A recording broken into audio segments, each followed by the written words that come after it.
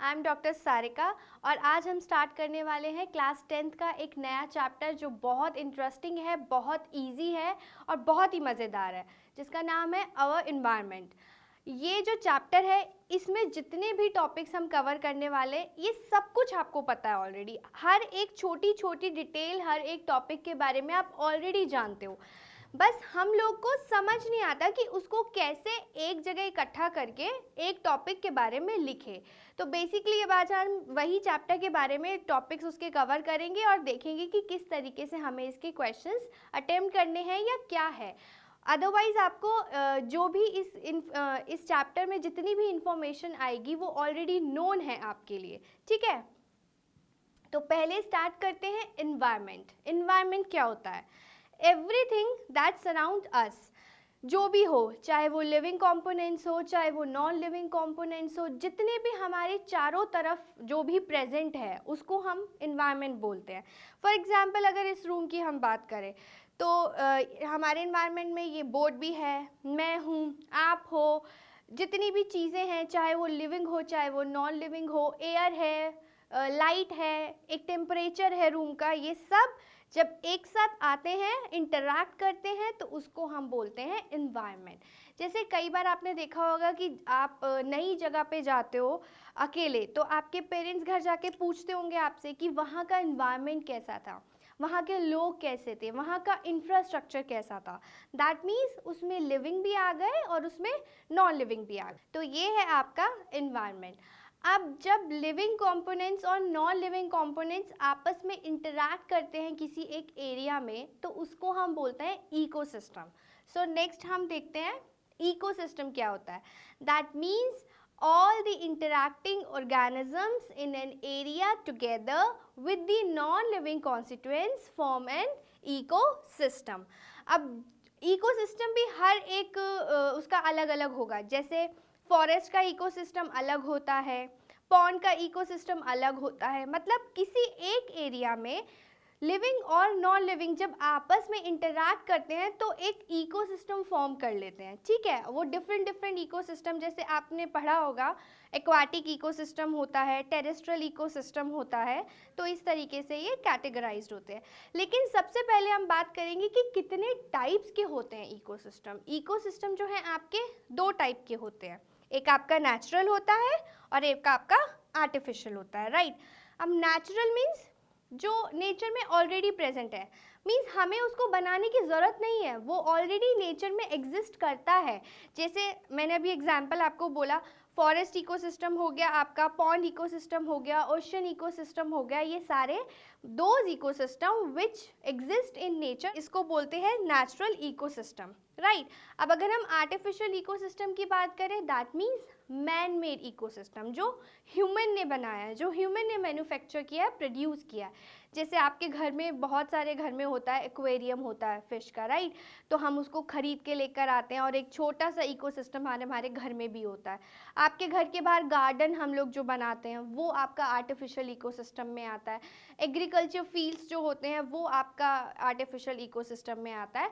So basically जो ecosystem है वो दो टाइप के होते हैं, नेचुरल एंड आर्टिफिशियल। नेचुरल जो एग्जिस्ट करता है नेचर में खुद से, और आर्टिफिशियल जो ह्यूमन बनाता है, जो मैन मेड इकोसिस्टम्स होते हैं, उसको हम बोलते हैं आर्टिफिशियल। नेक्स्ट हम बात करते हैं कंपोनेंट्स की। इकोसिस्टम के कंपोनेंट्स कौन कौन से होते हैं? आपके पास दो कंपोनेंट्स होते हैं इकोसिस्टम के, एक होता है एबायोटिक, एक होता है बायोटिक। अब एबायोटिक का मतलब है, क्योंकि मैं पहले लिविंग और नॉन लिविंग के हम लोग रेस्पेक्ट में बात कर रहे हैं, तो हम इसी से समझते हैं। जो लिविंग होता है वो बायोटिक होता है, जो नॉन लिविंग होता है वो एबायोटिक होता है। हमने पहले भी पढ़ा हुआ है ये चीज़ कि बायो का जो मतलब होता है वो लिविंग होता है ना। या फिर आप बायो के लिए लाइफ वर्ड भी यूज़ करते हो। तो इस चीज़ से आपको याद रहेगा कि जो बायोटिक कंपोनेंट्स होते हैं उसमें सारे के सारे हमारे लिविंग ऑर्गेनिजम्स होते हैं, और जो एबायोटिक होता है एबायोटिक, ए बायो मतलब बायोटिक का अपोजिट ए। तो दैट मीन्स जितने भी नॉन लिविंग कंपोनेंट्स होंगे, जैसे आपका लाइट हो गया, वाटर हो गया, टेम्परेचर हो गया, रेनफॉल हो गया, ये सब आपके एबायोटिक कंपोनेंट्स में आते हैं।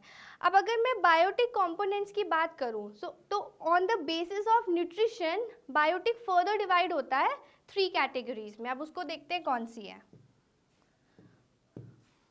ये आपकी 3 कैटेगरीज हैं बायोटिक कंपोनेंट्स की। First producers, second consumers, third is decomposers. अब अगर हम प्रोड्यूसर्स की बात करें, जो प्रोड्यूसर से समझ में आ रहा होगा ना, जो खुद से प्रोड्यूस करता है। जैसे हमने पढ़ा था 10th क्लास के फर्स्ट चैप्टर में हमने ऑटोट्रॉफ्स पढ़ा था, हेटेरोट्रॉफ्स पढ़ा था, ये सब चीज़ें पढ़ी थी ना। प्रोड्यूसर्स कौन होते हैं? तो प्रोड्यूसर्स का एग्जाम्पल है आपके ग्रीन प्लांट्स और blue green alga.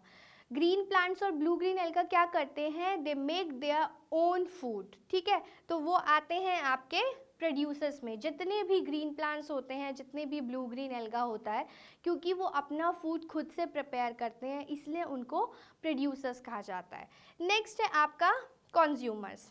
It include all the living organisms which depend for their food directly or indirectly on producers। Means जो अपना फूड खुद से प्रिपेयर नहीं करते, जो अपने फूड के लिए चाहे डायरेक्टली हो या इनडायरेक्टली हो आपके प्रोड्यूसर्स पे डिपेंड करते हैं, उसको बोलते हैं हम कंज्यूमर्स।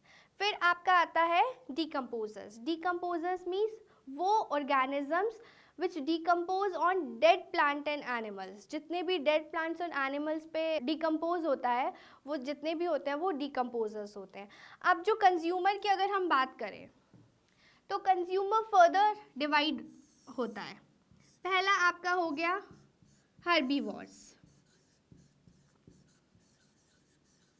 ठीक है। herbivores कौन से?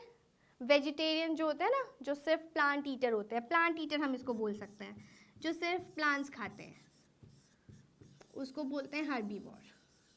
फॉर एग्जाम्पल आपका बकरी हो गई, हिरन हो गए, ये सब सिर्फ प्लांट ईटर्स होते हैं। तो ये कौन सी कैटेगरी में आते हैं? आपके हर्बीवोर्स कैटेगरी में आते हैं। नेक्स्ट आपका कंज्यूमर में एक और कैटेगरी है जिसको हम बोलते हैं कार्निवोर्स। अब कार्निवोर्स के कौन होते हैं? हर्बीवोर्स जो होते हैं वो वेजिटेरियन होते हैं, ऐसे आप समझ लो, और कार्निवोर्स जो होते हैं वो नॉन वेजिटेरियन होते हैं, जैसे फ्लैश ईटर्स, है ना। अब फ्लैश ईटर्स के एग्जाम्पल कौन कौन से होंगे? जैसे आपका हो गया टाइगर, लायन, क्रोकोडाइल, ये सब आपके फ्लैश ईटर्स होते हैं। मीन्स ये सब आपके कार्निवोर्स होते हैं। नेक्स्ट कैटेगरी है आपकी इसी में कंज्यूमर में ओमनिवोर्स। ये कौन से होते हैं? Which can eat both plants as well as animals. मतलब वो इस कैटेगरी में भी आएंगे, वो इस कैटेगरी में आएंगे। तो इसका एग्जाम्पल, बेस्ट एग्जाम्पल है आपका ह्यूमंस। दोनों खाते हैं वो। ह्यूमंस में वेजिटेरियन भी आपको मिलेंगे और नॉन वेजिटेरियन भी मिलेंगे। नेक्स्ट कैटेगरी है आपकी इसके अंदर पैरासाइट्स।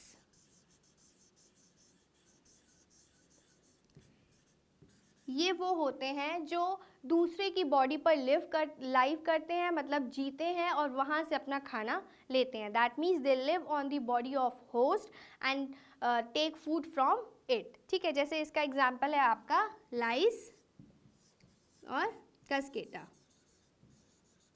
ठीक है। तो ये बात हो गए आपके कंज्यूमर्स की। प्रोड्यूसर्स में आपके सारे ग्रीन प्लांट्स आ गए और आपका ब्लू ग्रीन एल्गा आ गया, जो अपना फूड खुद से प्रिपेयर करते हैं, वो आपके प्रोड्यूसर्स में आते हैं। और जो प्रोड्यूसर्स पे डिपेंड होते हैं अपने फूड के लिए, वो कंज्यूमर्स होते हैं। तो ये था आपका कंपोनेंट्स ऑफ इकोसिस्टम, ये थे आपके बायोटिक कंपोनेंट्स। अच्छा, अगर हमने एक बात की इसमें कि जो कंज्यूमर्स होते हैं वो प्रोड्यूसर पे डिपेंड होते हैं अपने फूड के लिए, तो दैट मीन्स अगर हम एक एग्जांपल लें, क्योंकि कंज्यूमर में हमने हर्बीवोर्स भी देखे, कार्निवोर्स हैं, ओमनिवोर्स हैं, पैरासाइट्स हैं। तो जैसे अगर ग्रीन प्लांट्स की बात करूँ, ठीक है, तो ग्रीन प्लांट्स को कौन खाएगा? सपोज गॉट ले लो, डियर ले लो, या फिर माउस ले लो, रैबिट ले लो, ये सारे आपके हर्बीवोर्स है ना। अब इनको भी कोई खाएगा, ठीक है, कोई भी होगा आपका, कोई भी कार्निवोर होगा। तो ये जो चेन है ये चलती चली जाती है, मतलब कि प्रोड्यूसर को कंज्यूमर, कंज्यूमर में फिर कार्निवोर्स आ गए, कार्निवोर्स को फिर आपका ओमनिवोर्स है। तो इस तरीके से जो चेन चलती है उसको हम बोलते हैं फूड चेन। और फूड चेन क्या होता है कि हर एक इकोसिस्टम की अपनी अलग अलग फूड चेन होती है। फॉर एग्जाम्पल हम देखते हैं कुछ फूड चेन्स। ये है आपकी ग्रासलैंड इकोसिस्टम की फूड चेन। आप देख रहे हो यहाँ पे प्रोड्यूसर प्लांट्स हो गए, ठीक है, फिर ये कंज्यूमर कैटरपिलर, उसके बाद कैटरपिलर को किसने खा लिया, फ्रॉग ने खा लिया, फ्रॉग को किसने खा लिया, स्नेक ने खा लिया, और स्नेक को किसने खा लिया, आउल ने खा लिया। तो इस तरीके से जो ये चेन चल रही है, इस सीरीज को हम बोलते हैं फूड चेन। अब यहाँ पे जो ये हुआ, ये तो आपको मालूम है कि ये प्रोड्यूसर है, फिर ये आपका प्राइमरी कंज्यूमर हो गया, ठीक है, फिर ये जो आपका आया ये सेकेंडरी कंज्यूमर हो गया, उसके बाद ये स्नेक की बारी आई तो ये आपका टर्शरी कंज्यूमर हो गया, एंड देन ये आपका लास्ट कंज्यूमर हो गया। सो इस तरीके से जो चेन चलती है वो हर एक इकोसिस्टम की अलग चेन होती है। यहाँ पे जो आपने ये चेन देखी ये ग्रासलैंड इकोसिस्टम की है। एक दो और देख लेते हैं हम किस तरीके से होती है। ये है आपकी पॉन्ड इकोसिस्टम। अब पॉन्ड इकोसिस्टम में कैसे आपके फाइटोप्लैंक्टन्स होते हैं, फाइटोप्लैंक्टन्स को कौन खाता है, ज़ूप्लैंक्टन्स, फिर ज़ूप्लैंक्टन्स को फिश, स्मॉल फिशेस, उसके बाद लार्ज फिशेस, उसके बाद टर्टल। तो ये आपकी पॉन्ड इकोसिस्टम की फूड चेन है। एक और एग्जांपल है फॉरेस्ट इकोसिस्टम।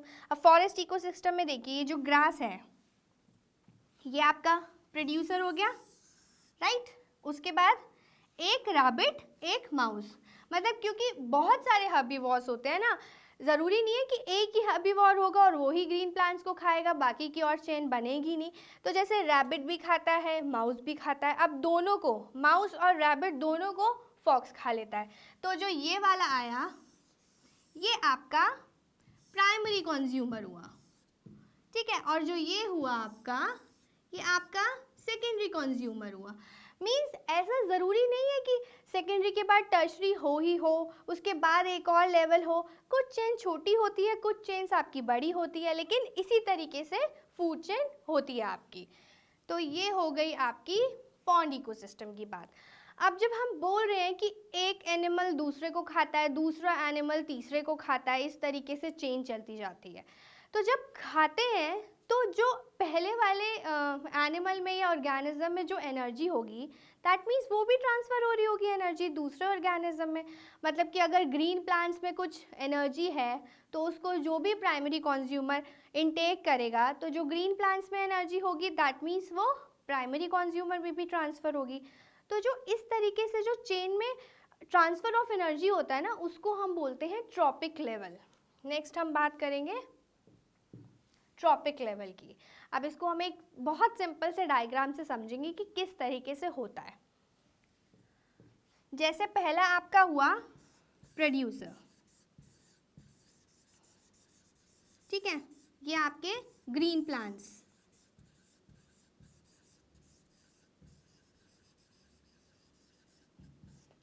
नेक्स्ट आपका आया, हमने बात की थी प्राइमरी कंज्यूमर की जिसको हम ले लेते हैं हर्बीवोर, ठीक है।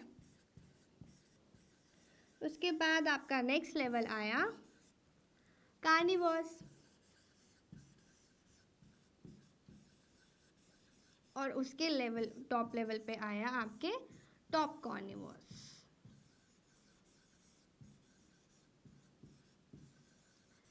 तो इस तरीके से लेवल है आपका। अब अगर मैं इसको एक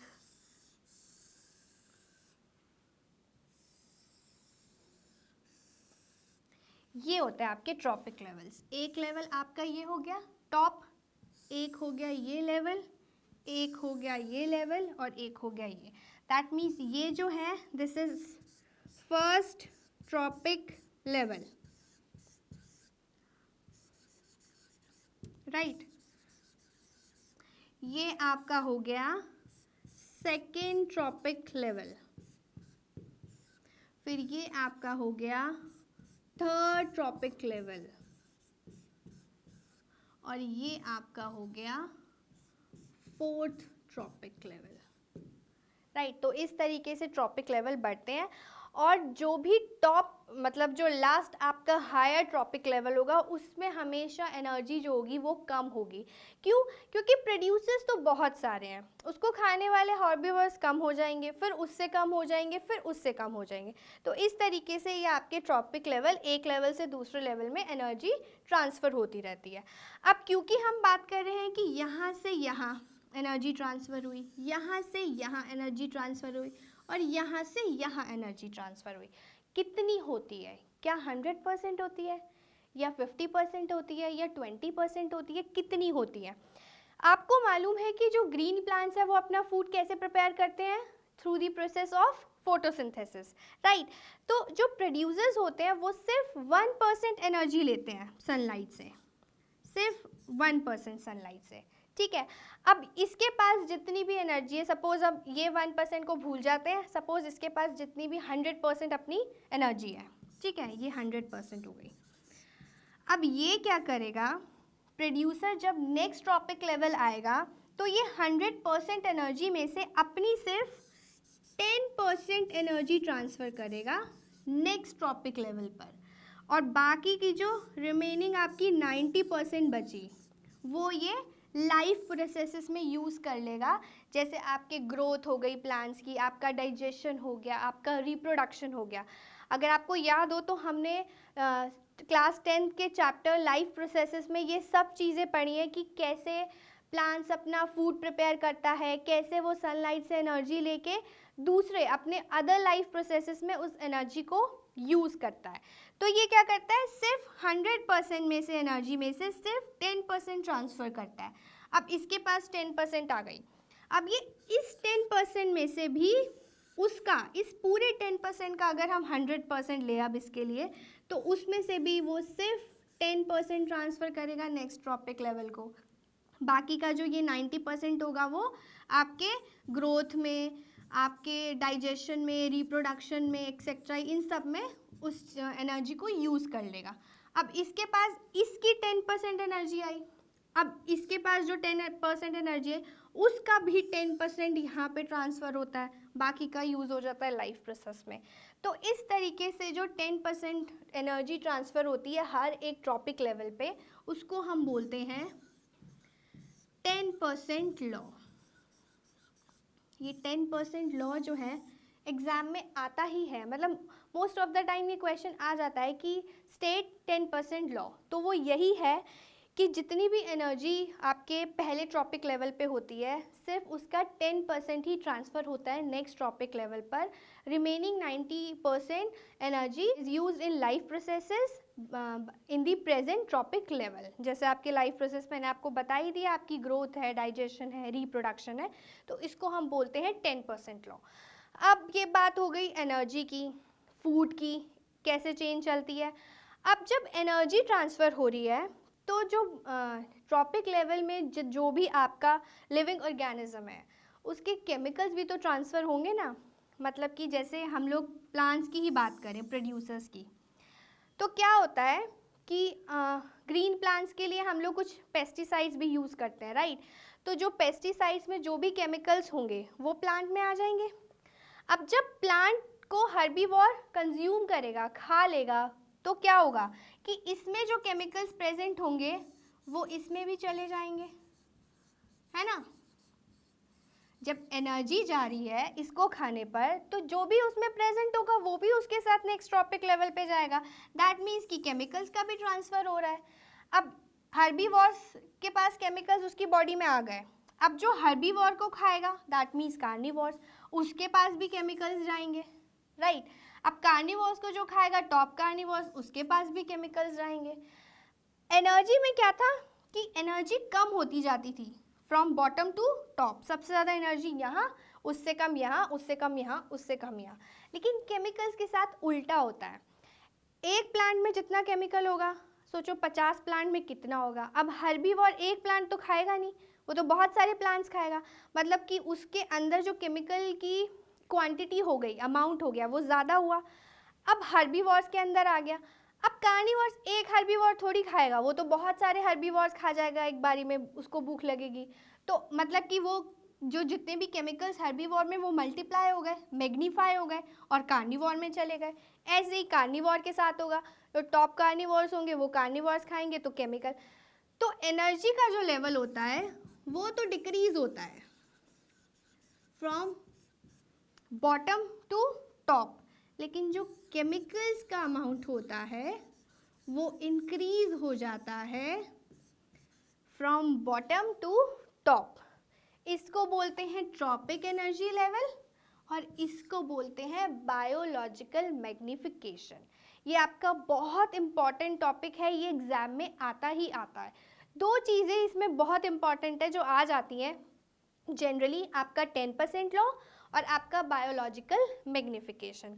तो इसी तरीके से जब केमिकल मैग्नीफाई होके हायर ट्रॉपिक लेवल पर ज़्यादा हो जाता है तो उसको आप बोलते हो बायोलॉजिकल मैग्निफिकेशन, राइट। तो ये था आपका ट्रॉपिक लेवल, कैसे एनर्जी ट्रांसफ़र होती है, कैसे केमिकल्स ट्रांसफ़र होते हैं और किस तरीके से वो मैग्नीफाई होते हैं, जिसको हम बोलते हैं बायोलॉजिकल मैग्निफिकेशन। अब नेक्स्ट हम बात करते हैं, अच्छा अभी मैंने आपको एक पिक्चर दिखाई थी फॉरेस्ट इकोसिस्टम की, राइट। उसमें क्या था कि ग्रीन प्लांट को रैबिट भी खा रहा है और माउस भी खा रहा है। तो अगर जैसे मैं बात करूं कि यहाँ पे कोई एक प्रोड्यूसर है, उसको बहुत सारे खाते होंगे, ठीक है 3-4, अब उसको भी 3-4 खाते होंगे, फिर उसको भी 3-4 खाते होंगे, तो ये आप देख रहे हो एक कॉम्प्लेक्स सा बन गया ना, अजीब सा। तो ये जो वेब बनता है ना, इसको हम बोलते हैं फूड वेब की पिक्चर। इसी तरीके से हमने अभी ड्रॉ की थी ना कि कुछ समझ नहीं आता, एक वेब लाइक स्ट्रक्चर बन जाता है। जैसे ये आपका ग्रीन प्लांट है, ठीक है, ग्रीन प्लांट को माउस भी खा रहा है, रैबिट भी खा रहा है, गॉड भी है और भी बहुत सारे हैं। अब इनको अलग अलग, आउल हो गया, रैबिट को कैट भी हो गई, उसके बाद लायन। तो ये एक सीरीज, एक वेब टाइप बन जाता है कि एक ऑर्गेनिज्म को बहुत सारे ऑर्गेनिज्म खा रहे हैं, फिर उन बहुत सारे ऑर्गेनिज्म को और डिफरेंट डिफरेंट ऑर्गेनिज्म खा रहे हैं। तो इस तरीके के हम पिक्चर को हम बोलते हैं फूड वेब, ठीक है। नेक्स्ट बात करते हैं, changes in the environment affect us and our activities change the environment around us. Means हम इन्वायरमेंट में कोई भी चेंज होता है किसी भी तरीके का, तो वो हमें इफ़ेक्ट करता है, ह्यूमन को इफ़ेक्ट करता है। और अगर ह्यूमन एक्टिविटीज़ कोई होती है तो वो हमारे इन्वायरमेंट को इफ़ेक्ट करती है, जो भी हमारे आसपास का इन्वायरमेंट है। तो किस तरीके से, हमने इकोसिस्टम की तो बात कर ली कि कैसे नेचुरल प्रोसेस के थ्रू सारे एक ट्रॉपिक लेवल से दूसरे ट्रॉपिक लेवल पर होता है, कैसे एनर्जी ट्रांसफ़र होती है, कैसे केमिकल ट्रांसफ़र होते हैं।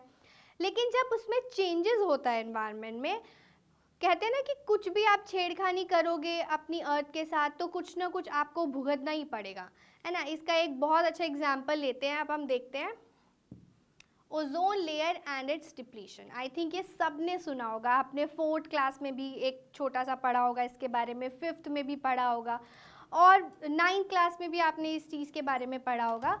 तो अब देखते हैं कि ओजोन लेयर करता क्या है। ओजोन लेयर जो होता है हमारी अर्थ को प्रोटेक्ट करके रखता है, मतलब हमारी अर्थ के चारों तरफ होता है। ये बात तो आपको मालूम ही होगी कि जो ओजोन लेयर है वो एटमॉस्फेयर की कौन सी लेयर में प्रेजेंट होता है, मालूम है? एटमॉस्फेयर की लेयर्स मालूम है आपको? पहली कौन सी होती है? ट्रोपोस्फेयर होता है,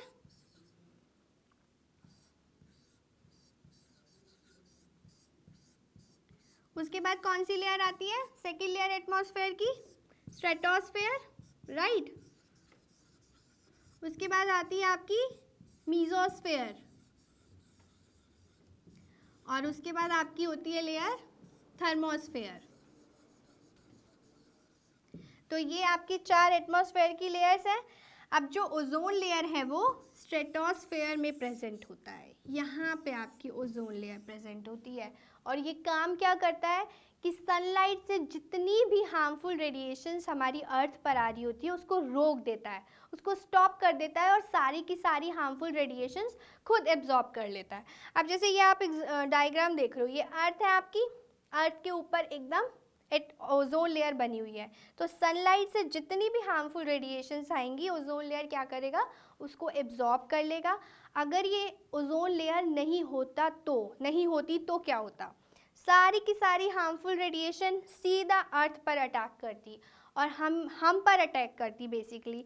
तो हमें बहुत सारे हेल्थ हजार्ड्स हो सकते थे, जैसे आपका स्किन कैंसर है, कैटरैक्ट है, प्लांट्स डिस्ट्रक्ट हो सकते थे। सो बेसिकली ओजोन लेयर क्या है, it is a protective layer around the earth which absorb most of the harmful UV radiations from sunlight, thus protecting living organisms from many health hazards such as skin cancer, cataract, destruction of plants, etc. ठीक है, अब ये ozone layer बनती कैसे है stratosphere में। आप ये देख रहे हो O2 मॉलिक्यूल, आपको मालूम है एटमॉस्फेयर में ऑक्सीजन प्रेजेंट होता है। तो सनलाइट की प्रेजेंस में ये जो आपने यूवी देख रहे हो, सनलाइट के प्रेजेंस में O2 मॉलिक्यूल ब्रेक होता है 2 ऑक्सीजन एटम में, ठीक है, राइट। अब यहाँ से जो आपका एक ऑक्सीजन एटम है वो फिर से रिएक्ट करेगा ऑक्सीजन के साथ और कंबाइन करेगा और बना लेगा आपका ओजोन मॉलिक्यूल। तो इस तरीके से ओजोन आपका बनता है।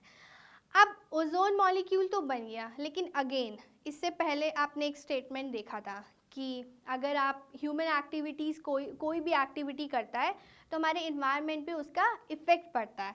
अब जैसे आपके घर में एसी होंगे, रेफ्रिजरेटर है, फायर एक्सटिंग्विशर्स हैं, एरोसोल से स्प्रे होते हैं, ये क्या करते हैं कि ये इनमें से एक केमिकल रिलीज़ होता है जिसको बोलते हैं CFCs। इसकी फुल फॉर्म क्या है, क्लोरो फ्लोरो कार्बन। अब ये क्या करते हैं, जब ये हमारे एनवायरनमेंट में रिलीज होते हैं तो ये इस ओजोन मॉलिक्यूल को तोड़ देते हैं, ब्रेक कर देते हैं। इस तरीके से हमारा जो ओजोन होल है वो डिस्ट्रक्ट होने लगती है। आपने सुना होगा 1985 में ये रिकॉर्ड भी हुआ है एंटार्क्टिका के ऊपर कि ओजोन की जो थिकनेस है, ये जो लेयर है, ये डिक्रीज होने लगी है और एक होल बन गया है जिसको हम बोलते हैं ओजोन होल। लेकिन थैंकफुली अब वो, क्योंकि गवर्नमेंट ने इस चीज़ के लिए बहुत सारे प्रोटोकॉल्स निकाले, जैसे आपके मॉन्ट्रियल प्रोटोकॉल है जो क्या करता है, क्या कहता है, प्रोटेक्शन ऑफ ओजोन लेयर के लिए निकाला गया है। आपका क्योटो प्रोटोकॉल है जिसमें कि ये कहा गया है कि आप ऐसी गैसेस का यूज़ कम कर दो जिससे ओजोन डिस्ट्रक्ट हो रहा है। सो इस तरीके से अभी काफ़ी हद तक ये चीज़ नॉर्मल हो चुकी है कि जो आपकी लेयर है ओजोन लेयर की, अब वो डिक्रीज़ नहीं हो रही है, वापस से वो नॉर्मल पे आ रही है। तो ये था आपका ozone layer and it's depletion, कि किस तरीके से ओजोन बनता है और उसके बाद क्यों वो डिप्लीट होने लगता है। तो बेसिकली हम लोग का यही है कि जो CFC है उसका हम जो यूज़ है वो कम से कम करें सो दैट जो हमारी ओजोन लेयर है वो प्रोटेक्ट रहे, राइट। नेक्स्ट हम बात करते हैं, एक और आपका ह्यूमन एक्टिविटी है जिसको हम कह सकते हैं गार्बेज डिस्पोजल। अब जैसे जैसे हम लोग के लाइफस्टाइल बढ़ रहा है वैसे वैसे हमारे घरों में जो वेस्ट है वो भी बहुत ज़्यादा प्रोड्यूस होने लगा है ना। हर जगह पे आप कहीं भी चले जाओ इंडिया में, आपको कहीं ना कहीं कूड़ा कचरा पड़ा हुआ मिल ही जाएगा। तो ये बहुत गलत चीज़ है हमारे इन्वायरमेंट के लिए। हम ही उसको इन्वायरमेंट को अपने को ख़राब कर रहे हैं और फिर हम ही बोल रहे हैं कि ऐसा हो रहा है, वैसा हो रहा है, ये क्यों हो रहा है, वो क्यों हो रहा है। तो अब जो वेस्ट है हमारा वो भी 2 टाइप्स का होता है, एक होता है बायोडिग्रेडेबल और एक होता है नॉन बायोडिग्रेडेबल। अब बायोडिग्रेडेबल कौन से वेस्ट होते हैं, those waste which can decompose by the action of micro organisms. जैसे इसके एग्जाम्पल्स की मैं बात करूं, आपका फ्रूट पील है, वेजिटेबल पील है, ये सब आपके बायोडिग्रेडेबल में आते हैं। आपका पेपर है, पेपर भी बायोडिग्रेडेबल है। आपका देन काऊ डंग है, ये सब बायोडिग्रेडेबल में आते हैं जो डिकम्पोज हो सकते हैं bye the action of micro organisms. अब अगर मैं नॉन बायोडिग्रेडेबल वेस्ट की बात करूं तो ये वो वेस्ट हैं which cannot decompose by the action of micro organisms. Example आपका प्लास्टिक है, राइट। आपके प्लास्टिक्स हैं, पॉलीथीन है, मेटल कैंस हैं और पेस्टिसाइड्स हैं, ये सारे आपके डिकम्पोज नहीं हो सकते। इन्वायरमेंट में ये बहुत टाइम तक रहते हैं, इसलिए हमारे इन्वायरमेंट को नुकसान पहुंचाते हैं। अब जो बायोडिग्रेडेबल वेस्ट है, पहली चीज़ तो ये है कि हमको खुद से ही इनिशिएट लेना पड़ेगा अपने इस गार्बेज डिस्पोजल वाले टॉपिक को सुधारने के लिए। मतलब कि जैसे अगर आप अपने से इनिशिएट लो, अपने से ही स्टार्ट करो कि हर एक बच्चा, हर एक ह्यूमन अगर खुद अपनी रिस्पॉन्सिबिलिटी समझे इस चीज़ को कि जो भी वेस्ट हम प्रोड्यूस कर रहे हैं वो हम डस्टबिन में डालें, ऐसे ही हम रोड्स पे उसको ना फेंकें। इस चीज़ के लिए गवर्नमेंट ने बहुत सारे रूल्स बनाए हैं, जैसे ग्रीन डस्टबिन और ब्लू डस्टबिन चलता है। जो बेसिकली ग्रीन डस्टबिन होता है वो आपका बायोडिग्रेडेबल वेस्ट के लिए होता है, और जो ब्लू डस्टबिन होता है वो आपके नॉन बायोडिग्रेडेबल वेस्ट के लिए होता है। आप इसको भी छोड़िए, आप एटलीस्ट अपने वेस्ट को डस्टबिन में तो डालना शुरू करिए, उसको कवर डस्टबिन में। ब्लू और ग्रीन की तो बाद में बात आती है। लोग तो ऐसे ही कूड़ा फेंक देते हैं, चलती बस से कूड़ा फेंक देंगे, प्लास्टिक की बॉटल्स डाल देंगे। आप जो चिप्स के पैकेट खाते हो उसको आप अपने पास रखो, अनलेस एंड अनटिल आपको अगर कोई डस्टबिन आसपास नहीं दिख रहा है। जब दिखेगा तब आप उसके अंदर उसको डाल दो। पहला स्टेप आप ये लीजिए, उसके बाद बात होगी ग्रीन और ब्लू डस्टबिन की, ठीक है। सो नेक्स्ट हम बात करते हैं, ये हो गए आपके बायोडिग्रेडेबल और नॉन बायोडिग्रेडेबल। अच्छा, जो बायोडिग्रेडेबल है हमने इसमें बात की कि माइक्रो ऑर्गेनिजम्स की हेल्प से ये जो वेस्ट है ये डिकम्पोज हो जाता है, राइट। जो माइक्रो ऑर्गेनिजम्स होते हैं वो एक्चुअली कुछ एंजाइम्स रिलीज करते हैं इन पर, जो एक स्पेसिफिक एक्शन के लिए होते हैं। बट प्रॉब्लम ये है कि सारे एंजाइम्स हर तरीके का वेस्ट डिकम्पोज नहीं कर सकते, इसलिए कुछ वेस्ट ऐसे होते हैं जिसको हम डिकम्पोज नहीं कर सकते, ठीक है। तो अब कुछ मेथड्स पढ़ लेते हैं कि डिकम्पोजिशन के क्या क्या मेथड होते हैं। Method of waste disposal waste को डिस्पोज करने के लिए क्या क्या मेथड्स आप यूज़ कर सकते हो। पहला है आपका बायोगैस प्लांट।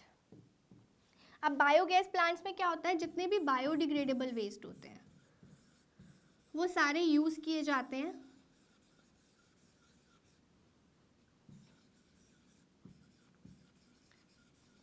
बायोगैस प्लांट में सारे बायोडिग्रेडेबल वेस्ट यूज़ किए जाते हैं to produce biogas and manure, ठीक है। नेक्स्ट है आपका सीवेज ट्रीटमेंट प्लांट। इसमें क्या होता है कि जितना भी गंदा पानी होता है, ड्रेन वाटर होता है, वो पहले एसटीपी की हेल्प से क्लीन किया जाता है, उसके बाद उसको रिलीज़ करते हैं रिवर्स के अंदर। तो ये एसटीपी जितना भी है ये ड्रेन वाटर को क्लीन करता है, सो दैट रिवर में उसको रिलीज़ करने से पहले आपका वो पानी साफ़ हो जाए। नेक्स्ट है आपका लैंड फिलिंग। लैंड फिलिंग में क्या करते हैं, हम वेस्ट को लो लाइंग एरियाज़ में गड्ढा खोद के उसमें हम डाल देते हैं, फिल कर देते हैं, और उसके बाद उस पर बुलडोज़र चला देते हैं और वो लैंड फिलिंग का काम करता है, ठीक है। नेक्स्ट है आपका कंपोस्टिंग। इसमें आपका ऑर्गेनिक वेस्ट होता है। ऑर्गेनिक वेस्ट को एक पिट बना के उसके अंदर फिल कर देते हैं, उसके बाद क्या करते हैं, उस पर एक सॉइल की लेयर चढ़ा देते हैं। अगर आप देखो 3-4-5 महीने बाद तो आपको वो जो ऑर्गेनिक वेस्ट होगा वो वहाँ दिखेगा नहीं, क्योंकि वो मैन्योर में कन्वर्ट हो चुका होगा। तो इस प्रोसेस को बोलते हैं कंपोस्टिंग। नेक्स्ट है आपका रिसाइकलिंग। रिसाइकलिंग मीन्स जो भी आपका वेस्ट है, अगर आप उसको रिसाइकल कर सकते हो, दोबारा से कुछ न्यू आइटम्स में कन्वर्ट कर सकते हो, तो आप उसको आप कीजिए, ताकि वो वेस्ट डिस्पोजल की जो क्वांटिटी है वो कम हो जाए और आपका जो वेस्ट है वो रिसाइकल हो जाए। नेक्स्ट है आपका रीयूज़। रीयूज़ में भी अगेन जितना भी आपका वेस्ट है जिसको आप रीयूज़ कर सकते हो। फॉर एग्जांपल इसमें मैं बात करूँ तो न्यूज़पेपर है, आप न्यूज़पेपर को फेंक के ना आप उसके एनवेलप बना लीजिए, तो वो आपका रीयूज़ में आ जाएगा, राइट। सो ये थे आपके मेथड्स ऑफ वेस्ट डिस्पोजल, कि किस किन तरीक़ों से हम वेस्ट डिस्पोजल के मेथड से उसको हम कम कर सकते हैं या उसको हम रीयूज़ कर सकते हैं, रिसाइकिल कर सकते हैं, राइट। सो ये था आपका chapter our environment, chapter 15 of class 10 सी। देखो कितना छोटा सा ये चैप्टर है कि सब चीज़ें आपको पता थी इसके बारे में, सिर्फ हमको ये देखना था कि कौन सी हेडिंग, कौन सी कैटेगरी किस टॉपिक के अंदर आती है, राइट।